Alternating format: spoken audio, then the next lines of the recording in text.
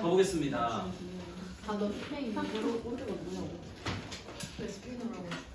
그래서 여기까지가 이제 파트 2였고 이제 밑에가 이제 파트 3입니다.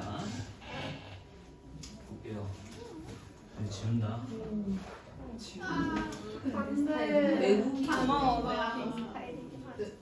내분비? 내분비?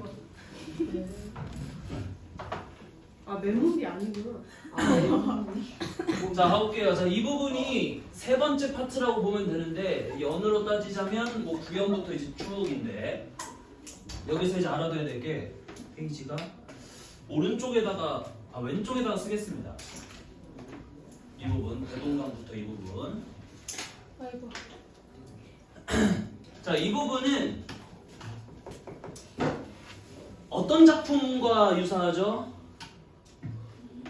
이 부분 대동강. 아, 미안해. 쓰였나봐요. 우리 방금 위에 봤던. 미안해. 진짜 미안합니다. 아, 미안합니다. 자, 여기 묻지 말고 이렇게. 아, 미안해. 진짜 대박. 자, 여기 왼쪽에다 쓸게요. 여기 왼쪽에. 웃는 거 같아. 와, 진짜 미안해. 자, 여기 왼쪽에다가 와. 진짜. 자, 5년부터 8년 요거. 8. 아, 미안해. 아, 좀 길어요? 아니요, 금방 씁니다. 그러니까 여기 증은해, 신이땅, 그치리까 이 부분까지. 구슬부터 여기까지. 이 5년부터 8년은 어떤 작품이랑 이제 똑같았냐면 정석가라고 하는 작품의 정석가의 6년과 유사하다. 거의 똑같아요. 내용은 똑같아. 구슬이 바위에 떨어진다 하더라도 끈이야 끊어지겠습니까? 천년을 외롭게 살아간다 하더라도 믿음이야 끊어지겠습니까? 이렇게 이제 똑같은데 그러면 서경별곡의 이 부분과 5년부터 8년이랑 정석가의 6년이 비슷할 수 있었던 이유는 뭐냐면 이 고려가요라고 하는 게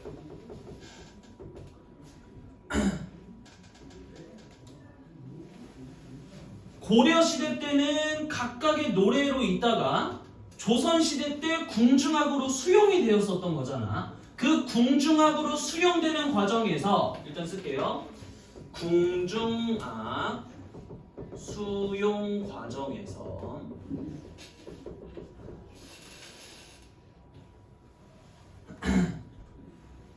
그때 당시 유행하던 이 구슬 노래라고 해.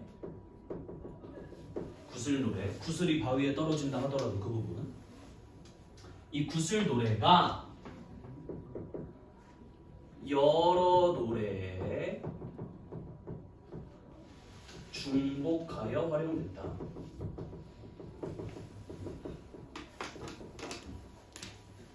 이렇게. 그래서 그때 당시에 사람들이 구슬 노래를, 구슬이 바위에 떨어지는 그 노래를 사람들이 많이 부르니까 서경별곡에도 넣고, 서경별곡 궁중악으로 만들 때도 넣고, 정석가를 궁중악으로 만들 때도 넣고. 그치? 그래서 다양한 노래를 합쳐서 궁중악을 만들었다라고 하는 거에 이제 증거가 됩니다. 그래서 정리를 써보자면 결국에 고려가요가 궁중악으로 수용되며 다양한 노래가, 여기서 다양한 노래는 그 구전되던 민요겠죠? 노래가 하나의 작품으로 합쳐졌다. 그래서 뭐 구슬 노래, 서경 노래, 뭐 대동강 노래 이런 식으로 다양한 노래들이 합쳐져서 서경별곡이 완성이 된 거지. 그 중에서 구슬 노래는 정석가에도 쓰였던 거고. 이제 요걸 이제 뭐라고 하냐면 요걸 합가설이라고 합니다. 합가설. 그러니까 여러 가지 노래가 합쳐졌다. 고려가요라고 하는 건 여러 노래를 합쳐서 만들었다 라는 가설이에요. 그걸 이제 합가설이라고 해요. 이제 그래서 정석가의 6년이랑 서경별곡의 이 5년부터 8년이 유사하다라고 하는 건 유행가가 이제 정석가에도 활용되고 서경별곡에도 활용된 거 플러스 여러 가지 노래들이 이제 합쳐지면서 하나의 노래가 완성된 거. 그 두 개를 이제 알 수 있는 거라고. 자, 알아두시고. 자, 대동강 가볼게요.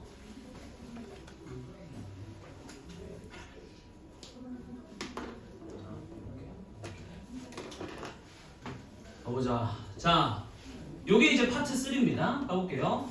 자, 대동강 너분디 몰라셔. 자, 대동강 밑줄. 대동강. 요거 구체적 지명 활용입니다. 구체적 지명 활용. 대동강은 실제 평양에 있는 평양의 한강이라고 생각하시면 돼요. 평양 가운데로 이렇게 흐르는 강이 이제 대동강입니다. 하고 있고, 그리고 이 공간이 이제 뭐 하는 공간이냐면 이별의 공간이야. 다른 말로는 단절의 공간이지. 이별과 단절의 공간. 그래서 대동강이 이렇게 있으면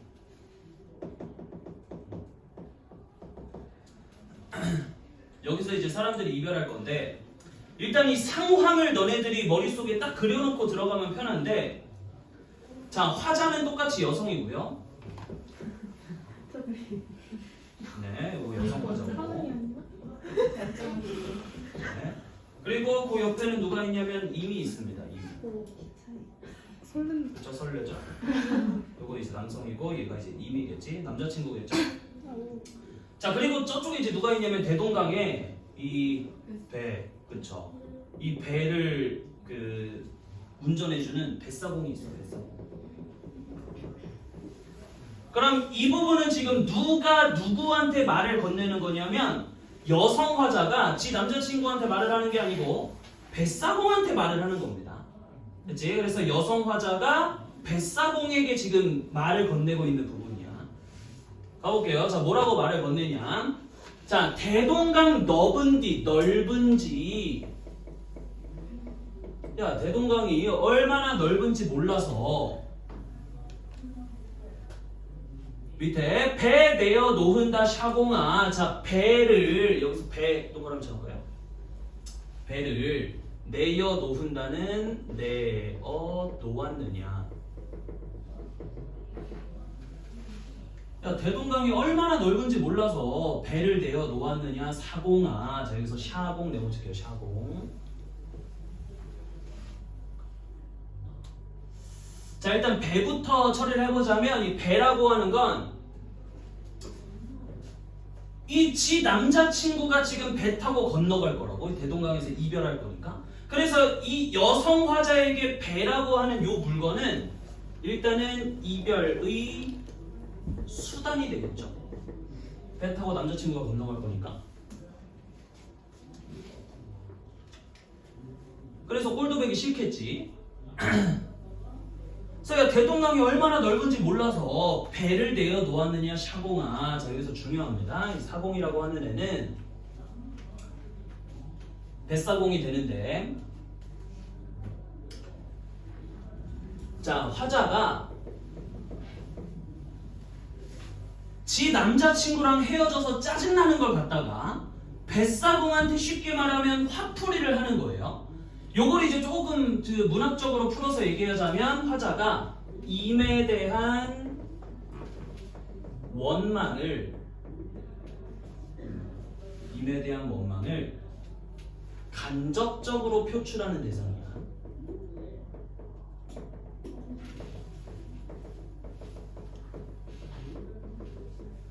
간접적으로 표출하는 대상이고, 혹은 다른 말로 하면 야, 너 때문에 내 남자친구가 떠나잖아 라고 하는 거니까 책임을 뭐 하는 걸까? 그렇지, 전가하는 대상.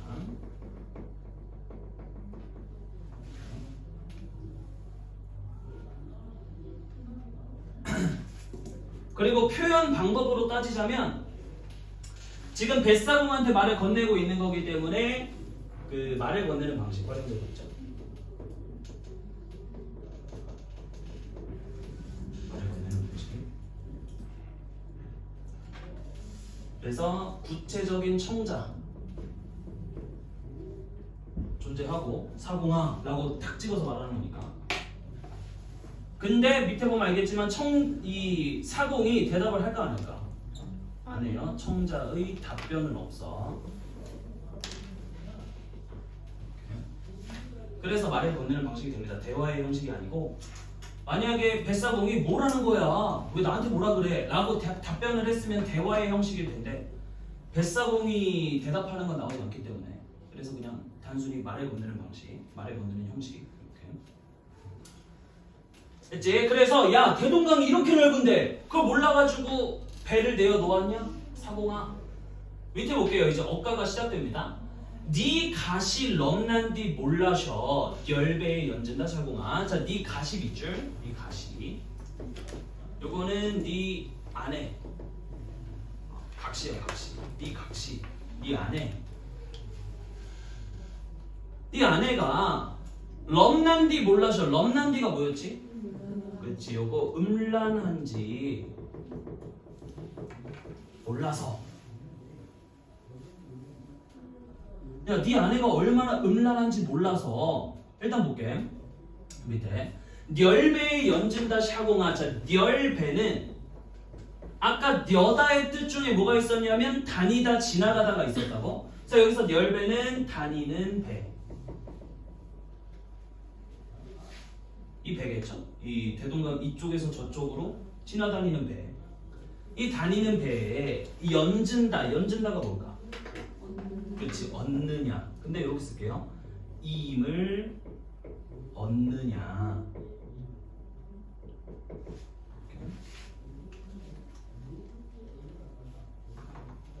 그럼 갑자기 아내 얘기를 왜 하냐?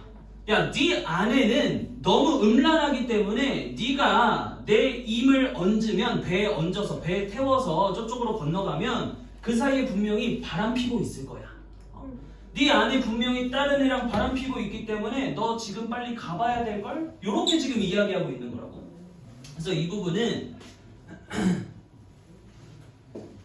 임과의 이별을 거부하기 위한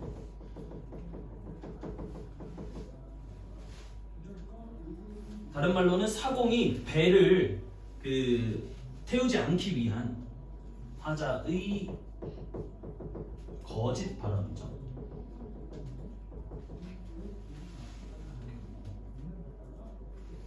혹은 뭐 다른 말로는 이간질한다고 하지. 이간질. 야, 네 아내 분명히 너 배 타고 건너가는 동안 바람 피고 있을걸? 그게 음란하니까. 그치? 결국 중요한 건 뭐냐면 요거예요. 이별 거부하기 위한 거지. 배 타고 못 건너가게 하려고. 그래서 네 아내가 음란한지 몰라서 다니는 배에 내 임을 태우려고 하느냐. 자, 마지막 이 부분 많이 나옵니다. 자, 대동강 건너편 고질려 배 타들면 겉골이다 나는 이렇게. 자, 대동강 건너편 고질 세모. 자, 요건 대동강 건너편에 있는 뭘까? 꽃을 이렇게 꽃을. 자, 배 타들면 거꾸리다. 배 타들면 밑줄 치고 요건 해석하면 배 타고 건너가면 배 타고 건너가면 대동강 건너편에 있는 꽃을. 자, 겉꼬리이다. 해석 어떻게 하죠?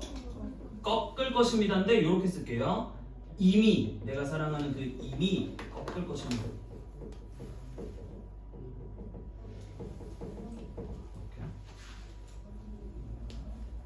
이렇게. 그래서 대동강 건너편에 이 꽃이 하나 있는데 이렇게. 자, 화자가 얘기하는 거지. 여자 화자가 뱃사공한테 야, 대동강 건너편에 꽃 있는 거 내 남자친구가 배 타고 건너가면 그거 꺾을 거야 라고 말을 하는 거라고. 그럼 여기서의 꽃이라고 하는 건 얘한테 지금 선물해 주려고 꽃을 꺾는다고 말하는 게 아니고, 자 여기서의 꽃 뭐였죠 이거? 요거 유혹이라고 해도 되지만 요거 대동강 건너편에 있는 다른 여성이야. 다른 여성. 그럼 이 꽃을 꺾는다라고 하는 건 이 여자랑 사귄다라는 뜻입니다. 그럼 화자가 얘기하는 거죠. 야, 이 새끼 분명히 배 타고 건너가면 딴 여자랑 바람 필 거야. 딸 버릴 거라고. 그래서 대동강 건너편에 있는 꽃을 꺾는다라고 하는 건 결국 다른 여성과 사랑할 것이다라는 뜻입니다. 그래서 여기서의 이 꽃이라고 하는 대동강 건너편에 있는 꽃이라고 하는 건 일단은 실제로 아직까지 건너가지 않았으니까, 딴 여자랑 바람 아직 안 폈으니까 그냥 화자가 추측하는 대상이고, 화자의 추측 속에서 이제 아직 안 건너갔어? 아직 그 꽃 안 꺾었습니다. 그래서 배 타고 건너가면 그러니까 그 화자의 상상 속에서 화자가 뭐 하고 있는 대상일까? 화자가 내 남자친구 분명히 다른 년이랑 바람 피겠지? 망상. 그래서 그년 어떤 질투의 대상이죠. 질투의 대상. 네, 상상을 해보면 너무 질투날 거 아니야. 배 타고 건너서 다른 여자랑 막 데이트하고 있는 걸 상상하면. 그치? 그래서 대동강 건너편에 있는 꽃을 배 타고 들어가면, 배 타고 건너가면 꺾을 것입니다. 나나는 여운이고요. 이거 내가 꺾겠다. 나는 꺾을 것입니다. 아니고 나나는 여운입니다. 그래서 마지막에는 결국 이 화자가 배 타고 건너가는 거 이제 막고자 하는 이유가 드러나는 거지. 어떻게 해서라도 막고 싶은 이유가 결국에 이제 믿지 않기 때문에. 그래서 여기 이 부분에서는 어디다 쓸까요? 꽃 이 부분. 이 대동강 건너편에 있는 꽃을 꺾는다라고 하는 건 화자가 지 남자친구를 믿고 있습니까? 아니에요. 그래서 여기서는 화자의 그걸 뭐라 그래? 두 글자로. 남자친구 못 믿는 불신. 불신을 드러내지. 혹은 원망. 또 드러나고.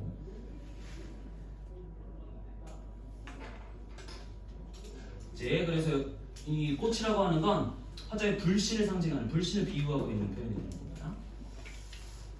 오케이. 요렇게 하면 적용 결국 끝이에요. 문제 나올 수 있는 부분이 굉장히 많아. 그래서 거의 외우다시피 보셔야 됩니다. 적용 결국은. 넘어가서 보자.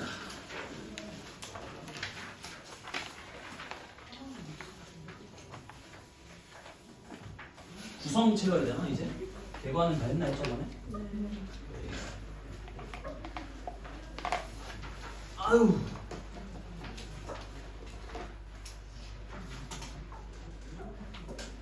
보자. 자, 1년부터 4년. 요게 우리가 봤었던 그 파트 1인데요. 뭘 거부하고 있지? 이별 거부하고 있죠, 이별. 그리고 임에 대한 사랑도 드러나지, 연모의 정도 드러나죠. 왜냐면 질산배 버리고 석영 버리고 이제 따르겠다라고 하는 겁니다. 자, 이별의 거부와 연모의 정. 자, 5년부터 8년에서는 임에 대한 변함없는 믿음. 네. 뭐 사랑도 맞죠? 근데 그 중에서 이제 신입단이라고 나오니까 믿음. 자, 마지막 파트 3에서는 떠나는 임에 대한 뭐가 드러나? 불신과 원망. 그래서 꽃을 꺾는다라고 했으니까. 자, 밑에 볼게요. 상황과 정서. 자, 여힘으론이니까 여의다가 뭐였는데? 여의다. 이별하다였죠? 그래서 임과 이별한 상황이다. 혹은 뭐 이별하기 전의 상황이겠죠. 자, 울며 쫓겠다. 그리고 대동강 넓은지 몰라서 다니는 배에 연느냐 사고마. 여기서는 슬픔과 원망. 울어보면서 이제 슬픔 드러나죠. 정서는 슬픔과 원망. 자, 자, 질삼배 버리고 울며 울면서 쫓아가겠다니까 어떤 태도였죠? 적극적인 태도였지.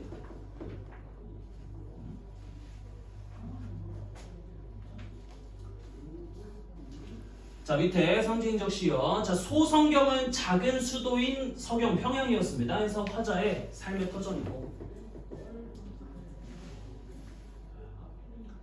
그리고 질삼배는 길쌈하던 배, 만들던 옷이니까 화자의 뭐의 기반이었죠? 생업의 기반. 그래서 굉장히 소중히 여기던 거고. 자, 긴 뭐였어? 변함없는 믿음, 끈이었으니까 이게 이 긴이 끈이죠, 끈. 그래서 변함없는 믿음. 자, 대동강은 누가 건너가? 임이 건너갈 겁니다. 사공과 함께. 그리고 화자와 임의 공간적인 뭐가 드러날까? 공간적 뭘 시키는 공간이었죠? 단절. 공간적 단절. 자, 꽃이었습니다. 그래서 누가 꺾게 될 대상이야?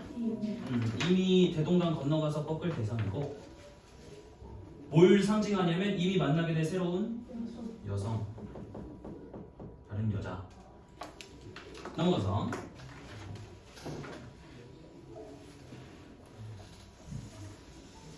볼게요. 자, 화자의 처지, 화자의 상황이에요. 상황 결국에. 자, 화자는 소성경, 즉 어디에 거주해?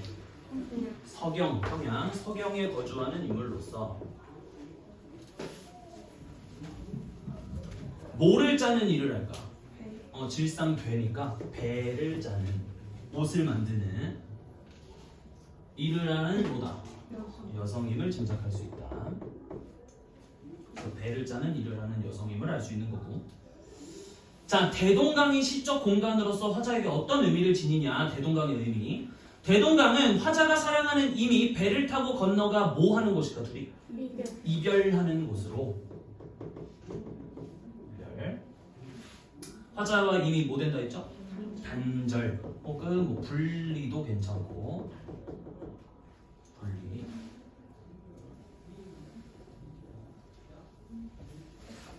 그래서 이별의 공간으로서 대동강이 쓰이고 있는 거고, 뭐 죽음까지는 아니고요. 그냥 이별입니다.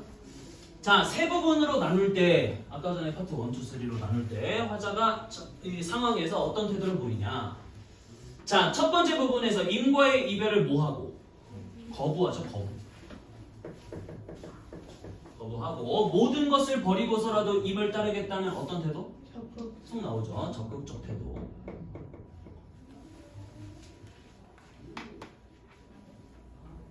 자, 파트 2에서 비록 임과 헤어지더라도 임에 대한 자신의 뭐와 뭐는? 믿음과 사랑은 변함이 없다는 단단한 태도를 보이고 있는데, 왜 체크하세요? 단단한 태도. 단단한 태도. 자, 마지막 대동강 노래에서는 떠나는 임에 대한 뭐와 뭐? 불신과 원망이었죠. 불신과 원망. 이렇게. 자, 밑에 어조 차이 볼게요. 어조. 자, 1, 4연과 5, 8연에서는 임에 대한 자신의 사랑과 믿음을 밑줄 쳐놓게 간절하게 전하는 어조. 간절한 어조. 이 드러나는데 반해 9에서 14연에서는 마지막 파트 3였죠? 자신을 떠나는 임에 대한 감정을 사공에게 투영하여 사공에게 비춰가지고 원망하는 어조가 드러난다.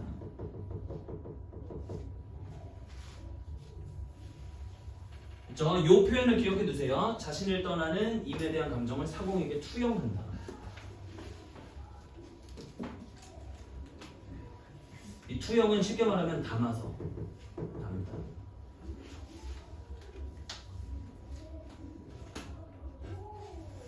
그치? 그래서 파트 1, 2에서는 간절한 어조가 드러나고 파트 3에서는 원망하는 어조가 드러나고. 이렇게. 자, 밑에 이 부분, 자, 고려가요에 대해서 설명하는 부분인데 중요합니다. 보기로 이제 자주 나와요. 자, 고려가요는 고려시대에 주로 민중 사이에서 불리던 노래로 체크. 민중 사이에서 불리던 노래. 그리고 평민들이 불렀던 노래라고. 소교라고도 일컫는다 있죠. 소교. 고려가요의 다른 이름입니다. 혹은 뭐 여요라고 하기도 해요. 여요가 뭐냐면 고려 할 때 리어자에서 이제 두음법칙 돼가지고 그래서 이 여가 리엄메다 해서 고려의 노래라는 뜻이에요. 그래서 뭐 고려가요, 소교, 여요 요렇게. 자, 현존하는 고려가요의 상당수는 궁중악으로 사용되었다 체크. 궁중악. 조선시대죠. 조선시대 때 궁중악으로 사용되었는데 고려가요는 운율을 형성하는 여러 가지 요소들과 밑에서 볼 거고 소박하면서도 세련된 표현을 사용하여 밑줄. 소박하면서도 세련된 표현을 사용해서 음악적 아름다움을 두드러지게 드러내었으며 당대 사람들의 정서를 진솔하게 담아내었다 체크. 그 사람들의 정서를 진솔하게. 솔직한 표현들. 자, 밑에 볼게요. 자, 소리의 반복입니다. 후렴구 위 두어랑숑 다림디리에서 두 가지 음은 뭐랑 뭐였죠? 이응과 리을이었지. 그래서 이응, 리을 음이 반복돼요. 분유 형성하고 있고 그리고 울림소리 반복이었다고. 자, 서경이, 닷꼰대, 아질가 등의 단어가 반복되면서 운율을 형성하며 A, 아질가, A, B, C였잖아. 그래서 결국 A가 반복되는 거지. 이제 정서를 심화하고 있다. 또한 후렴구 위 두어랑숑 다림디리를 반복함으로써 리듬감을 조성하며 운율을 형성하며 한 편의 노래로서 뭘 부여한다 했죠? 구조적인 통일성, 다른 말로는 이제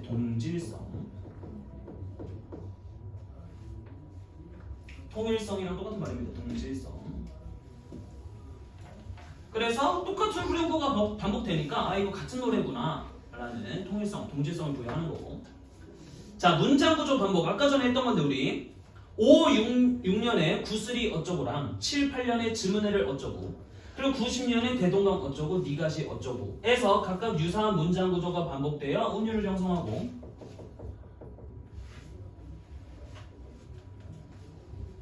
여기서는 의미 없는 후렴구가 반복되는 게 아니고 그 의미가 있는 내용들이 대꾸가 됐기 때문에 정서 심화되고 있겠죠. 그래서 문장 구조의 반복을 통해서도 정서 심화된다. 자, 밑에 넘어가서 볼게요. 자, 음절수, 음보율 보자. 자, 기억해야 되는데 서경이, 아질가, 서경이, 닷꼰대, 아질가, 닷꼰대와 같이 자, 음수율이 333입니다. 그래서 333조의 음수율을 요거 밑줄쳐놔. 빈번히 사용하고 있다. 자, 빈번히 사용된다라고 하는 건 계속해서 반복은 아니야. 통일적으로 반복되는 건 아닙니다. 뭐 괴실한데, 아질가 이런 식으로 네 글자도 막 쓰이니까.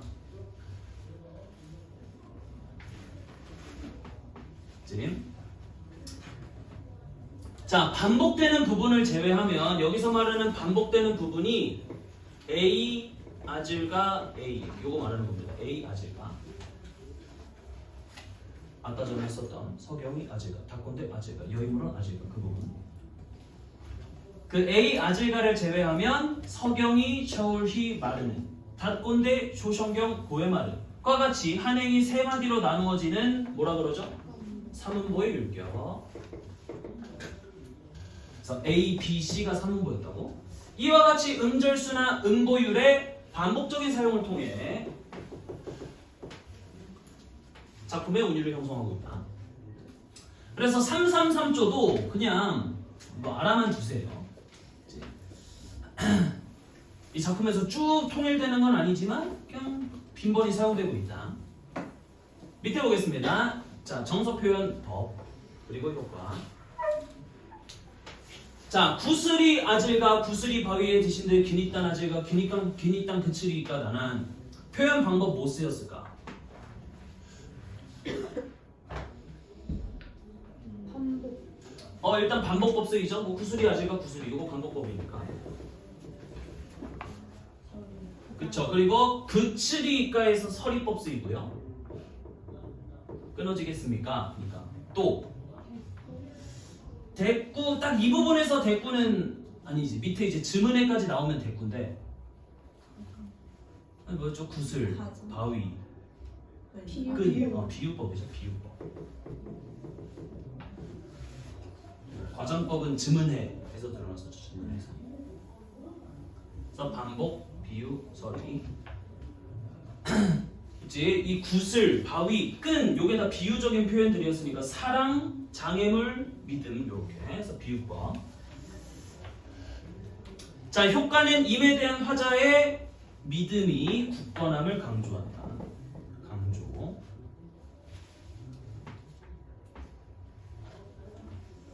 그죠?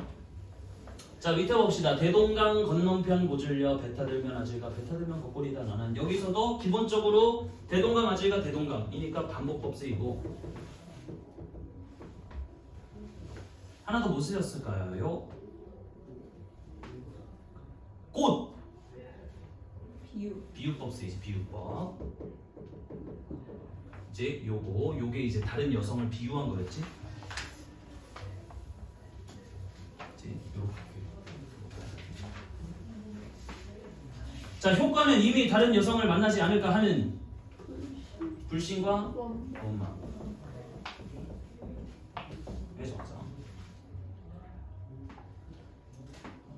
자, 밑에 보겠습니다. 그래서 요 활동을 바탕으로 해서 문학작품의 내용과 형식의 유기적 관계. 자, 이 작품은 단어, 구절, 문장 구조 등을 모해서 반복하거나 비유법, 서리법과 같은 표현법을 통해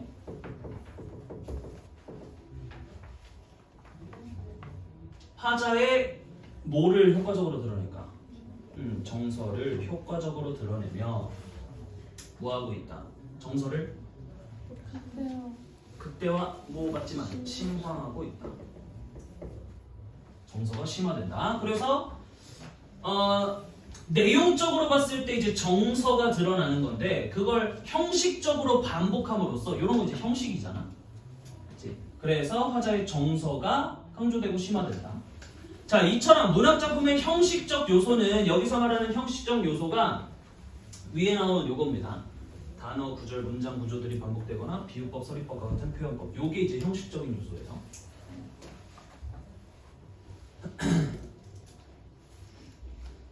이런 형식적인 요소들은 작품의 내용과 따로따로 존재하는 게 아니고 마치 하나의 생명체처럼 어떻게 연결돼 있어? 그렇죠. 유기적으로 연결돼요. 작품에서 말하고자 하는 바인 주제의식을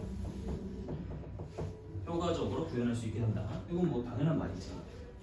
그래서 문학작품의 내용과 형식은 유기적으로 연결된다. 이것도 체크해놓을까? 화자의 정서, 요게 이제 내용적 측면이고 내용적 요소. 자, 결국에 이런 형식적인 요소들에 의해서 내용적인 요소가 강조되고 심화되는 거니까 유기적으로 연결된다. 밑에는 넘어가겠습니다. 안 풀렸죠? 이렇게 Time is now. 13분.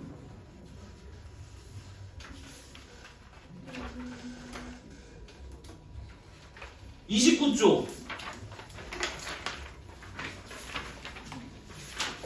29쪽 요거 또 개관만 볼게요. 내가 못 들어갈 것 같고.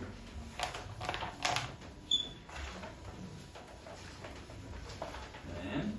요거 좀 수정할 게 있습니다. 일단은 요거 삭제하셔야 되고요. 요거 뭐예요? 저 제재 저거 지우고 저 수변별고. 그리고 여기 뜬금없이 이제 적극적 들어가 있습니다. 이거 지우세요.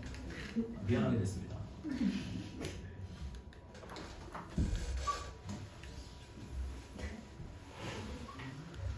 검수를 잘하겠습니다. 자, 보겠습니다. 나상 이호철 교수님 작품인데, 자, 제목에다가 쓰겠습니다. 나상.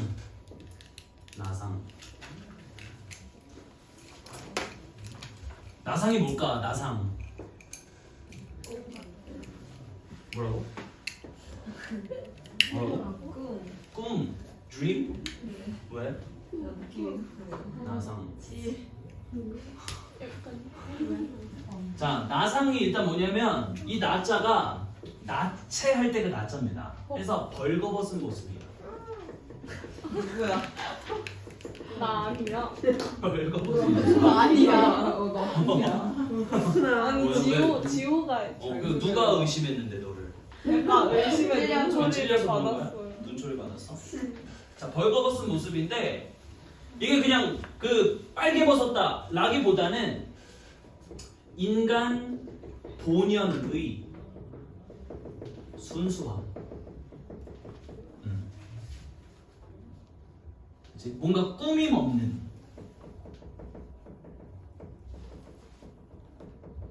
그런 모습을 드러내는 거야. 나상. 벌거벗은 모습. 그래서 이호철 이 작품들이 다 뭘 많이 드러내냐면, 써놓을까요? 극한 상황에서의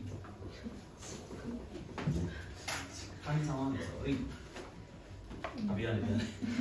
이건 좀 진짜 미안해. 그렇네. 뭐 요렇게 해서 이제 위쪽에다 쓰셔야 돼요. 극한 상황에서의 순수한 인간성. 를 많이 드러내.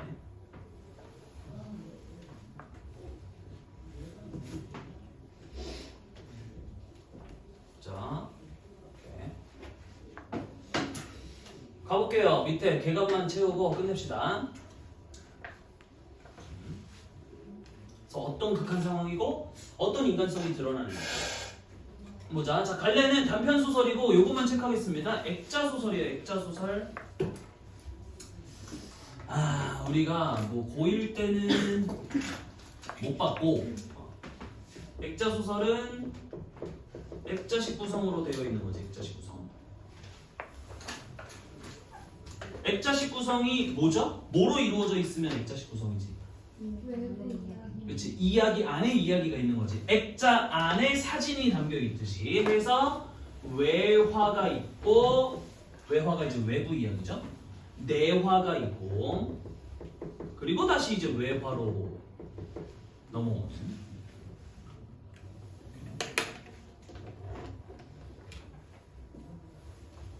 이제 그래서 외부 이야기랑 외화랑 내화랑 전혀 이제 다른 이야기가 전개가 돼야지만 액자식 구성으로 보는 겁니다.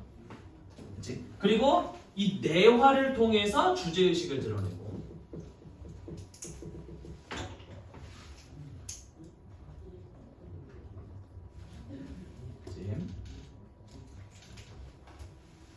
볼게요. 자, 성격은 일단은 뭐 비판적입니다. 비판적이고, 이 실존적이라고 하는 게 뭐 실존주의 할 때 그 실존이거든요. 어떤 작품이 참 실존적이다 하면은 인간의 삶과 죽음에 대해서 다루는 거야. 네, 뭐 통찰한다. 삶이란 뭘까? 죽음이란 뭘까? 그런 어떤 삶과 죽음이 왔다리 갔다리 하는 그런 상황에서 인간들이 어떻게 이제 행동하고, 오징어 게임 같은 작품이 굉장히 실존적인 작품이 되겠죠. 그치? 사람들이 깜빡하면 이제 죽는 상황에서 막 이기적으로도 행동하고 하니까. 그래서 그런 것들이 이제 인간 실존적이라는 거예요. 실존적. 삶과 죽음에 대해서 들여다보는 거. 자, 배경은 시간적인 배경은 6.25 전쟁, 한국 전쟁 당시입니다.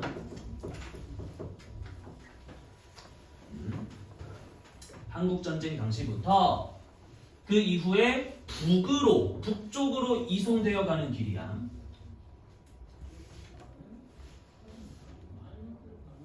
이제 그럼 북으로 왜 이송되냐? 포로예요, 포로. 포로로 잡혀. 전쟁 포로로. 해서 북쪽으로 이렇게 포로가 끌려가는 겁니다. 그래서 공간의 이동이 드러나는. 요거는 내화의 배경입니다. 내화의 배경. 내부 이야기 배경이 한국 전쟁 이야기예요.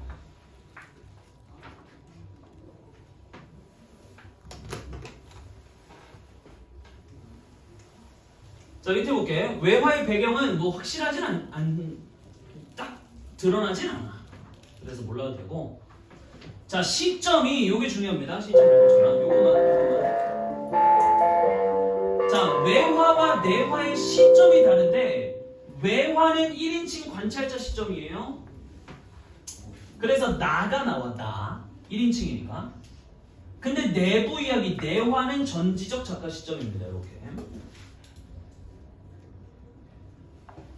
그래서 어떻게 이제 달라지는지는 다음 시간에 보겠습니다. 그렇죠?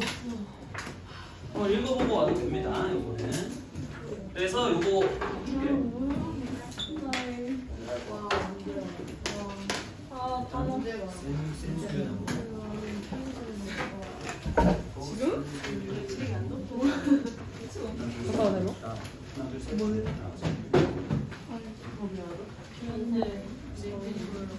그거 막 쌤 이거 영상 끌 거예요. 그거